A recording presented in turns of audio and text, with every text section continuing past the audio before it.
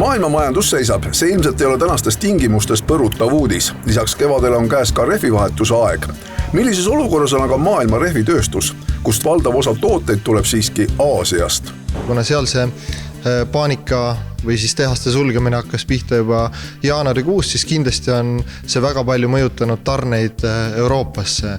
Kindlasti ei ole maaletoojad saanud kätte kõiki neid koguseid, mida nad on soovinud ja nüüd vaikselt on tehased jälle tööle hakanud, aga kindlasti need kogused, mis siis nüüd siis teele pannakse, jõuavad kindlasti alles Eestisse kuskil suve esimeses pooles, kui siis selline suurem hooaeg on möödas. Kui me vaatame siis et see asi sai alguse nii-öelda Aasiast, jõuab siis see kogu masinavärk nüüd ka nii-öelda Euroopasse, kus siis järjest suured tootjad sulgevad oma tehaseid, ehk siis järg on nüüd siis selle käes, et hakkavad ka Euroopa rehvide tarnetega kindlasti probleemid pihta. Tirestari ehk siis Rehvid 24 laos on suverehve piisavalt igas mõõdus, küll aga võib see kriis hakata mõjuma talverehvide tootmisele.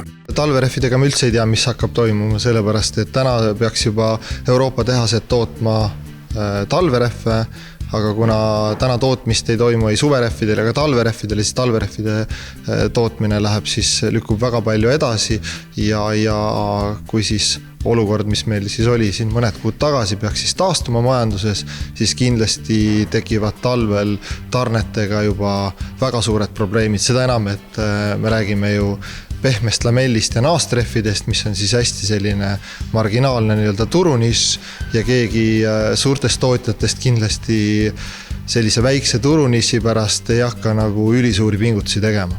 Tarbija on viimastel aastatel rehvide soetamise korral hakanud enam tähelepanu pöörama rehvide valmistamise aastale. Osaliselt on see tingitud valitsuse plaanist keelata 10 ja enam aasta vanuseid rehvid. Paari aastane vanus ei tähenda rehvide puhul midagi. Meie suudame oma rehvid siis alates tootmisest kuni realiseerimiseni laos hoida kuskil 24–36 kuud ja siis nii-öelda klient saab seda veel 2-3 aastat kasutada, ehk siis see tsükkel on kuskil 5-6 aastat. Kui nüüd tekib nagu see, et tõesti Rehvid 24 koduleheküljele laekub päevas mitmeid küsimusi, mis kuupäeval näiteks on see rehv toodetud, siis ma toon lihtsalt ühe näite, et kui laos on ühte mõõtu näiteks 1000 rehvi, aga kindlasti meil ei ole võimalik kliendile seda nii-öelda 1000 rehvi kõiki saata, et meil on täpselt sellistel ja sellistel kuupäevadel tehtud. Kui nüüd klient nagu vaatab, et see on 2019 või 2020 toodetud, ma just seda nii-öelda toodet sooviksin, siis paraku, kui ta selle tellimuse teeb, siis võib-olla on enne seda jõudnud juba 10 inimest eelnevalt seda tellida ja see nii-öelda püstik on sellel hetkel tühi, ehk siis laomees võtab selle järgmisest püstikust ja see võib olla juba mõned nädalad või kuud juba hoopis teine kui see, mida me vastasime kliendile 2 tundi tagasi. Ehk siis me ei ole puht logistiliselt võimelised sellist informatsiooni klientidele jagama. Jah, me võime nii-öelda koduleheküljel näiteks välja tuua rehvid, mis on vanemad kui 36 kuud, aga kui seda märget selle rehvide juures ei ole, siis meie jaoks on see täiesti sobiv, garantiikõlblik, sõidukõlblik ja igati uueväärsega sarnane rehv.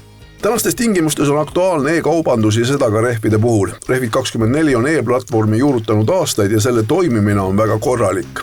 Inimene saab mugavalt tegelikult minna meie koduleheküljele, vaadata ära, mida ta siis tegelikult soovib ja see rehv, siis kui ta satub seda tellima tööpäeval enne kella 3, siis üldjuhul ükskõik kuhu Eestimaa nurka on ta järgmisel päeval kohal. See on olnud eelnevalt nii kiire ja see on siis ka tegelikult jätkuvalt toimiv. Selle, mille klient tellib, selle ta ka saab. Ja siin nagu ikkagi praegu moesõna on kõik võib ja käib ikkagi kontaktivabal. Jah, kui meil eelmistel perioodidel on olnud ikkagi see, et inimene tellib internetist ära ja tuleb siis Tallinna lattu mõne minuti pärast rehvidele järgi, siis paraku tänasele olukorrale me enam klienti lattu vastu võtta ei saa.